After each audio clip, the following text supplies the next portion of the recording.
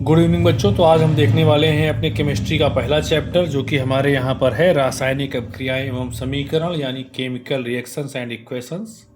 तो बोर्ड परीक्षा के लिए हम इस चैप्टर्स के बहुत सारे प्रीवियस ईयर क्वेश्चंस को डिस्कस करने वाले हैं। अभी हम लोग इसका पार्ट 2 जो है वो देख रहे हैं। इसका पार्ट 1 हम लोग देख चुके हैं, उसमें भी हमने कई सारे क्वेश्चंस प्रैक्टिस किए थे। इसमें भी हम बहुत सारे क्वेश्चंस को प्रैक्टिस करेंगे, फिर जा करके आपका ये फर्स्ट पार्ट का एक रिवीजन जो है वो कंप्लीट हो जाएगा। तो आइए देखते हैं आज का पहला प्रश्न। देखिए आपके स्क्रीन पे दिख रहा है कि रासायनिक अभिक्रिया में भाग लेने वाले पदार्थों को क्या कहते हैं, ये इसमें बताना है आपको। तो जो भी पदार्थ रासायनिक अभिक्रिया में भाग लेते हैं उन्हें क्या कहते हैं? अभिकारक कहते हैं। ठीक है ना। क्वेश्चन नंबर 2 देखिए, रासायनिक समीकरण लिखने में ऊपर की ओर एक तीर का निशान बना हुआ है, चिन्ह प्रतीक है। अगर कोई रासायनिक समीकरण लिखा गया है और किसी भी यौगिक या तत्व के बगल में ऊपर की ओर तीर का निशान बना हुआ है, तो इसका क्या मतलब है ये बताना है। तो इसका मतलब है ऑप्शन नंबर ए, गैस अवस्था का। ये बता रहा है कि वो जो भी तत्व या यौगिक है वो गैसीय अवस्था में विद्यमान है। क्वेश्चन नंबर 3 देखिए, उत्क्रमणीय अभिक्रिया को चिन्ह से व्यक्त किया जाता है। उत्क्रमणीय अभिक्रिया क्या होती है? जो दोनों तरफ से चलती है, यानी दो या दो से अधिक चीज़ें मिलकर के एक नई चीज़ बनाते हैं और फिर उन चीज़ों से वापस वही चीज़ बन जाती है, तो इसे उत्क्रमणीय अभिक्रिया कहा जाता है। इसके लिए ऊपर और नीचे की तरफ दो अर्ध तीरों का इस्तेमाल किया जाता है, जो कि आपके सामने ऑप्शन नंबर बी में दिख रहा है। क्वेश्चन नंबर हम लोग 4 में आ जाते हैं। देखिए आपके सामने स्क्रीन पर, अच्छा क्वेश्चन है ये 4 नंबर। 1 ग्राम हाइड्रोजन तथा 1 ग्राम ऑक्सीजन के मिश्रण में विद्युत चिनगारियां प्रवाहित कराने पर जलवाष्प के साथ रह जाएंगी। ध्यान दीजिएगा इस क्वेश्चन को। कह रहे हैं कि 1 ग्राम हाइड्रोजन है और 1 ग्राम ऑक्सीजन है, जबकि जल के बनने के लिए हमें 2 ग्राम हाइड्रोजन चाहिए और 16 ग्राम ऑक्सीजन चाहिए। ठीक है ना। यानी कि हाइड्रोजन की तुलना में 8 गुना ज़्यादा ऑक्सीजन चाहिए। तो यहाँ पर क्या है, दोनों बराबर दिए हुए हैं, तो दोनों बराबर मात्रा में मिलकर के जल का निर्माण नहीं करेंगे। हाइड्रोजन कम इस्तेमाल होगी और ऑक्सीजन ज़्यादा इस्तेमाल होगा। यानी 1 ग्राम ऑक्सीजन के लिए 1 ग्राम हाइड्रोजन नहीं चाहिए, बल्कि इसको अगर हम 8 से डिवाइड कर दें 1 ग्राम को, तो आ जाएगा 0.125 ग्राम। तो 1 ग्राम ऑक्सीजन के लिए 0.125 ग्राम हाइड्रोजन ही पर्याप्त है। तो ये तो जल बना लेगा, बाकी जो भी बचेगा वो क्या बच जाएगा? बाकी हाइड्रोजन शेष रह जाएगा। तो लगभग 0.875 ग्राम हाइड्रोजन हमारा शेष रह जाएगा। ऑप्शन नंबर ए करेक्ट हो जाएगा। क्वेश्चन नंबर 5 देखिए आप, बहुत अच्छा प्रश्न ये भी है। सल्फर को वायु में जलाने पर सल्फर डाइऑक्साइड गैस का बनना किसका उदाहरण है? सल्फर को वायु में जलाया जा रहा, अभिक्रिया क्या बनेगी? S+O2, और क्या बन रहा है? सल्फर डाइऑक्साइड, यानी कि SO2। तो S+O2 मिलकर के SO2 बनाते हैं। तो ये किसकी अभिक्रिया, किसका उदाहरण है? ये है संयोजन अभिक्रिया या योगात्मक अभिक्रिया, जिसमें 2 या 2 से अधिक यौगिक मिलकर के केवल एक उत्पाद का निर्माण करते हैं। तो S+O2 मिलकर के SO2 बना रहे हैं, तो ये योगात्मक अभिक्रिया। ऑप्शन नंबर ए करेक्ट हो जाएगा। क्वेश्चन नंबर हम लोग आ जाते हैं 6 पर। देखिए आपके सामने 6 स्क्रीन पे लिखा हुआ है। क्या कह रहा है? Zn+H2SO4 is equal to ZnSO4+H2 अभिक्रिया है। यानी ये हमें पहचानना है कि कौन सी अभिक्रिया है। जिंक प्लस हाइड्रोजन सल्फेट जिसे हम कहते हैं, जिसे हम सल्फ्यूरिक अम्ल कहते हैं, ये मिलकर के बना रहा है ZnSO4 यानी जिंक सल्फेट प्लस हाइड्रोजन। तो इसमें क्या हो रहा है, आप देखिए जो जिंक है Zn, ये H2SO4 का H2 हटा देती है, उसकी जगह खुद आ गई है और H2 को बाहर कर दिया। जब कोई भी तत्व किसी यौगिक से किसी तत्व को हटा करके उसकी जगह खुद ले लेता है, तो उसे विस्थापन अभिक्रिया कहते हैं। ऑप्शन नंबर बी करेक्ट हो जाएगा। क्वेश्चन नंबर 7 पे आ जाते हैं। वह प्रक्रिया जिसके कारण चांदी के ऊपर काली परत व तांबे के ऊपर हरी परत चढ़ जाती है, उसे क्या कहते हैं? उसे हम कहते हैं संक्षारण। ठीक है ना। तो तांबे के ऊपर हरी परत चढ़ती है और चांदी के ऊपर काली परत चढ़ जाती है, और लोहे के ऊपर जो है लाल भूरी परत चढ़ जाती है। इसे संक्षारण कहा जाता है। जो कि वायु के में और नमी की उपस्थिति के कारण वहां पर ऑक्सीकरण अभिक्रिया होने के कारण होती है। क्वेश्चन नंबर 8 देख लीजिए, लेड नाइट्रेट का रासायनिक सूत्र क्या है। यह प्रश्न कई बार एग्जाम में आया है। लेड नाइट्रेट का सूत्र होता है PbNO3 का होल ट्वाइस, यानी ऑप्शन नंबर बी करेक्ट हो जाएगा। क्वेश्चन नंबर 9 में हम लोग पहुंच चुके हैं। श्याम श्वेत फोटोग्राफी में प्रयुक्त होता है। श्याम श्वेत का मतलब, श्याम का मतलब ब्लैक, श्वेत का मतलब व्हाइट, यानी ब्लैक एंड व्हाइट फोटोग्राफी में क्या चीज यूज की जाती है, तो वो है AgCl यानी silver chloride. Option A correct हो जाएगा। क्वेश्चन नंबर 10 देख लीजिए, निम्नलिखित युग्मों में से कौन सा प्रतिस्थापनीय अभिक्रिया देता है। यानी यहां पर प्रतिस्थापन अभिक्रिया का मतलब वही है, विस्थापन अभिक्रिया। कौन दे पाएगा, तो इसका ऑप्शन नंबर डी करेक्ट है, सिल्वर नाइट्रेट विलयन। सिल्वर नाइट्रेट का मतलब होता है AgNO3, और क्या उसके साथ लिखा हुआ डी में, कॉपर धातु। तो कॉपर जो है वो सिल्वर की तुलना में अधिक क्रियाशील है, इसलिए सिल्वर नाइट्रेट के विलयन से कॉपर जो है वो सिल्वर को हटाएगा और कॉपर नाइट्रेट बन जाएगा, सिल्वर अलग हो जाएगा। इसलिए ये प्रतिस्थापन या विस्थापन अभिक्रिया ऑप्शन डी करेक्ट हो जाता है। इसके अलावा किसी में भी जो है वो ऐसा वो नहीं है कि जो दूसरे को हटा पाए। क्वेश्चन नंबर 11 आपके सामने देखिए लिखा हुआ है, चूना पत्थर के ऊष्मीय अपघटन के फलस्वरूप प्राप्त ठोस पदार्थ है। ठीक है ना। चूना पत्थर का सूत्र क्या होता है, जिसे हम कहते हैं कैल्शियम कार्बोनेट भी कह सकते हैं। उसका जब ऊष्मीय अपघटन होता है तो उसमें से कार्बन डाइऑक्साइड निकल जाती है, तो CaCO3 में से जब CO2 निकल गया तो क्या बचा, CaO बच जाता है, यानी कैल्शियम ऑक्साइड बच जाता है। ऑप्शन नंबर आपका सी करेक्ट हो जाता है। क्वेश्चन नंबर 12 देखिए, चिप्स की थैली में भरी जाने वाली गैस है।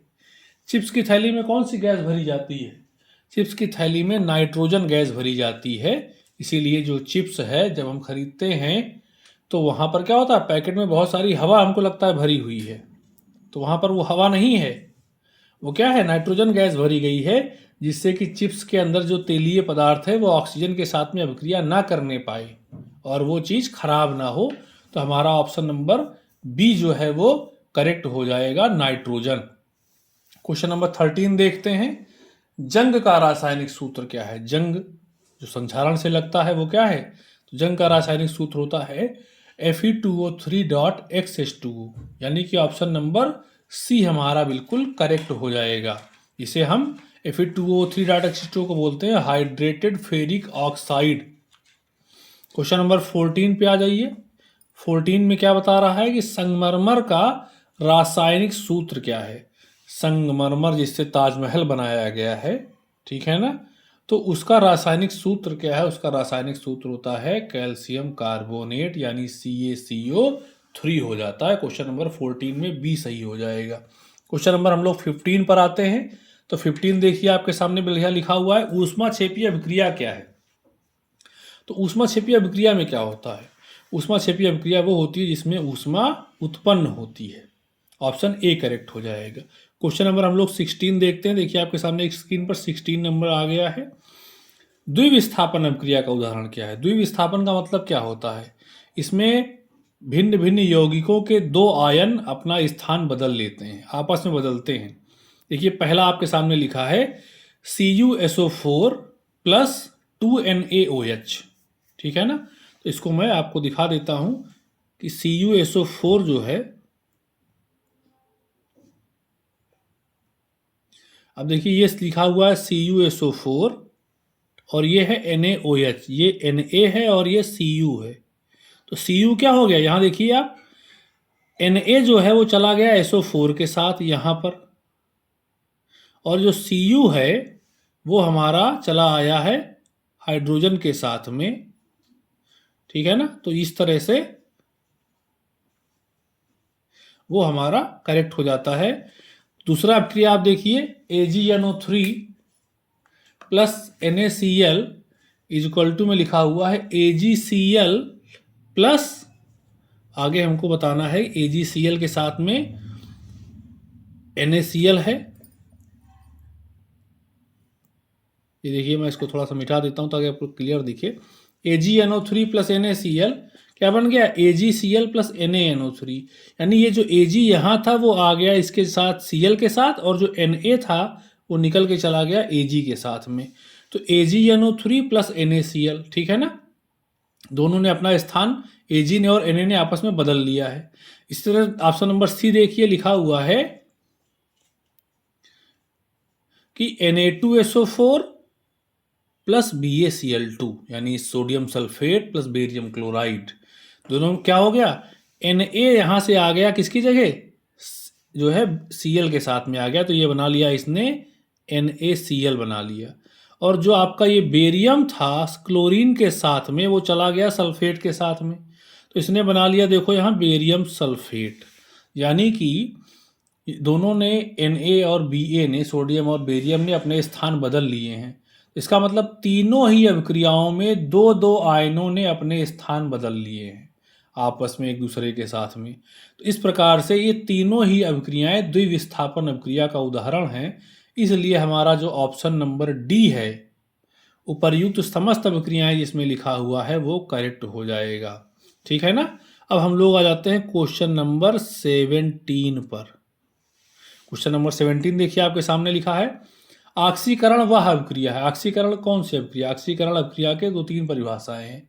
ऑक्सीकरण एक तो वो है जिसमें ऑक्सीजन जुड़ता है, दूसरा जिसमें हाइड्रोजन हटता है, और तीसरा जिसमें इलेक्ट्रॉन निकलते हैं, इलेक्ट्रॉन पृथक होते हैं। तो ऑप्शन नंबर ए हमारा करेक्ट हो जाएगा, इलेक्ट्रॉन पृथक होते। ये क्वेश्चन भी बोर्ड एग्जाम में आया हुआ है। क्वेश्चन नंबर 18 देखते हैं, अम्ल से हाइड्रोजन हटाने वाली धातु कौन सी है। बहुत इंपॉर्टेंट क्वेश्चन है ये। अम्ल से हाइड्रोजन को कौन हटा पाएगा। मान लीजिए कि आपका H2SO4 है, ठीक है ना। तो H2SO4 अगर आपके पास है और H2SO4 को हम हटाना चाहते हैं तो कौन हटा पाएगा, ठीक है ना। तो देखिए मैं यहाँ आपको लिख के दिखा देता हूँ। जैसे ये हमारे पास मान लेते हैं हम कि H2SO4 है, तो इससे कौन हाइड्रोजन को हटा पाएगा। देखिए Cu जो है वो हाइड्रोजन की तुलना में कम सक्रिय है। Ag यानी सिल्वर भी कम सक्रिय, Hg भी कम सक्रिय है। ज़्यादा सक्रिय कौन है आपका, वो है आपका जिंक। तो हमारा जिंक यानी ऑप्शन नंबर ए करेक्ट हो जाएगा। तो इस प्रकार से जिंक जो है हमारा ऑप्शन वो करेक्ट हो जाएगा। क्वेश्चन नंबर 19 देखिए, आपके सामने लिखा है फिर से वही अभिक्रिया जो भी ऊपर हम लोगों ने देखी थी, BaCl2 प्लस Na2SO4। क्या हो गया, इसका Ba आ गया SO4 के साथ में, Na चला गया Cl के साथ में, द्विविस्थापन अभिक्रिया। ऑप्शन नंबर सी करेक्ट हो जाएगा। क्वेश्चन नंबर हम लोग आ जाते हैं 20 पर। कैल्शियम फॉस्फेट का रासायनिक सूत्र क्या है, ठीक है ना। तो कैल्शियम फॉस्फेट जो हमारे सामने लिखा हुआ है उसका रासायनिक सूत्र क्या होता है। तो कैल्शियम फॉस्फेट का रासायनिक सूत्र होता है ऑप्शन सी, Ca3PO4 का होल ट्वाइस, ठीक है ना। ये जो 2 लिखा हुआ है ये कैल्शियम की संयोजकता है, और जो 3 लिखा हुआ है कैल्शियम के साथ में ये PO4 की संयोजकता होती है। कैल्शियम की संयोजकता +2 होती है, फॉस्फेट की संयोजकता -3 होती है, ठीक है ना। तो इस प्रकार से ये दोनों एक दूसरे के साथ में मिल करके कार्य करते हैं।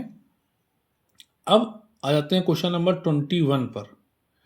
21 जो है उसमें क्या हुआ है, लिखा गया है कि धातुओं को संक्षारित होने से बचाया जा सकता है। यानी कि किसी भी चीज़ पर जंग ना लगने पाए, वो खराब ना होने पाए, उसके क्या क्या तरीके हैं। तो पहला देखिए लिखा है ए ऑप्शन, धातुओं की सतह पर पेंट करके। आमतौर पर हम लोग घरों में लोहे से दरवाजे हैं, लोहे की खिड़कियां हैं, लोहे के रेलिंग हैं, ग्रिल्स हैं, उनको पेंट इसीलिए कर देते हैं ताकि वो उन पर जंग ना लगे। दूसरा क्या है, धातुओं की सतह पर ग्रीस और तेल की परत चढ़ाकर। बहुत सारी ऐसी चीज़ें जिसमें हम पॉलिश कर देते हैं, ग्रीस लगा देते हैं, उसकी ऑयलिंग कर देते हैं, इससे भी उसके ऊपर जब ये परत चढ़ जाती है तो वो डायरेक्ट हवा के संपर्क में, डायरेक्ट नमी के संपर्क में नहीं आ पाता है, जिससे संक्षारण की क्रिया बहुत मंद पड़ जाती है, रुक जाती है। ऑप्शन सी देखिए, अधिक वैद्युत धनी धातुओं को अन्य धातुओं की सतह पर परत चढ़ा करके, ठीक है ना, जिसे यशत लेपन भी कहा जाता है। तो इसमें क्या है, किसी धातु के ऊपर किसी दूसरे धातु की जो है एक पतली परत चढ़ा दी जाती है, जिससे अंदर वाली धातु नमी के संपर्क में, जल के संपर्क में, वायु के संपर्क में डायरेक्ट नहीं आ पाती है। इससे भी संक्षारण को रोका जा सकता है। तो इस प्रकार से तीनों ऑप्शन सही हैं, तीनों ही तरीके इस्तेमाल होते हैं, तो हमारा ऑप्शन नंबर डी सही हो जाएगा, उपर्युक्त सभी। तो अब हम देखते हैं आज का अपना ये लास्ट क्वेश्चन है, विकृत गंधिता का मुख्य कारण क्या है। विकृत गंधिता क्या है? जो हमारे खाने पीने की चीज़ें कुछ समय के बाद उनसे एक अलग तरह की जो स्मेल आने लगती है, उनकी गंध जो है वो बदल जाती है, इसी को विकृत गंधिता कहते हैं। इसका मुख्य कारण क्या है? तेलीय अम्लों के अणुओं का ऑक्सीकरण, कि जो भी हमने खाने की चीज़ इस्तेमाल की है उसमें अगर हमने तेल इस्तेमाल कर रखा है तो उसके जो अणु होते हैं वो ऑक्सीजन के साथ मिलकर के अभिक्रिया करते हैं और इससे उसका स्वाद भी बदलता है, उसकी गंध भी बदल जाती, इसी को कहते हैं विकृत गंधिता कहा जाता है। इसी चीज़ को रोकने के लिए चिप्स के पैकेट्स में ऑक्सीजन के स्थान पर या वायु के स्थान पर नाइट्रोजन गैस भर दी जाती है, जिससे ऑक्सीजन के साथ में उन तेलीय पदार्थों का अभिक्रिया नहीं हो पाती है और वो चीज़ खराब होने से बची रहती है। तो आज के इस पूरे वीडियो में हम लोगों ने 22 प्रश्नों को हल किया है। इस तरह से हमारा ये पहला पार्ट जो केमिस्ट्री का था वो कंप्लीट हो जाता है। अब हम लोग नेक्स्ट वीडियो में अपने आगे के सेकेंड, थर्ड, फोर्थ पार्ट्स को जो है चैप्टर्स को देखेंगे। आप लोग लगातार इस सीरीज को देखते रहें। बहुत सारे बच्चे इसके साथ जुड़ रहे हैं, आप भी इसके साथ जुड़ें और अपने जो तैयारी है उसको बहुत अच्छी और मजबूत कर सकें। ये जो सीरीज है ना सिर्फ 10th और 12th के बोर्ड एग्जाम के बच्चों के लिए ज़रूरी है, बल्कि जो भी हमारे एस्पिरेंट्स हैं जो बहुत सारे टीचिंग एग्जाम्स की तैयारी कर रहे हैं, चाहे वो केंद्रीय विद्यालय का हो, चाहे वो नवोदय का हो, चाहे वो LT ग्रेड का एग्ज़ाम हो, चाहे वो लेक्चरर का हो, चाहे TGT PGT हो, चाहे टेट और सीटेट के जो प्रश्न जो है साइंस के आते हैं, इसके अलावा चाहे BPSC की तैयारी आप कर रहे हैं, पुलिस एग्ज़ाम के, रेलवे एग्ज़ाम की तैयारी कर रहे हैं, तो ये सब एक तरह से जनरल नॉलेज या GS भी आपका पूछा जाएगा। तो इन सब की तैयारी के लिए आप लगातार इन वीडियो को फॉलो करते रहें। Thank you so much for connecting with us.